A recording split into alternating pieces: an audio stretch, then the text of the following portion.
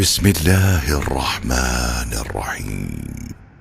لم يكن الذين كفروا من أهل الكتاب والمشركين منفكين حتى تأتيهم البينة.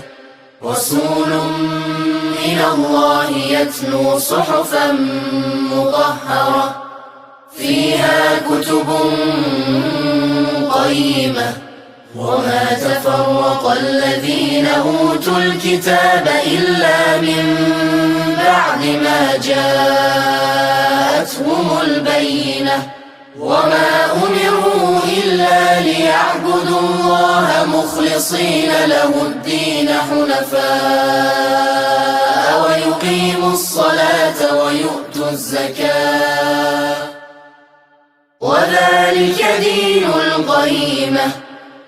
إن الذين كفروا من أهل الكتاب والمشركين في نار جهنم خالدين فيها أولئك هم شر البرية. إن الذين آمنوا وعملوا الصالحات أولئك هم خير البرية. جزاؤهم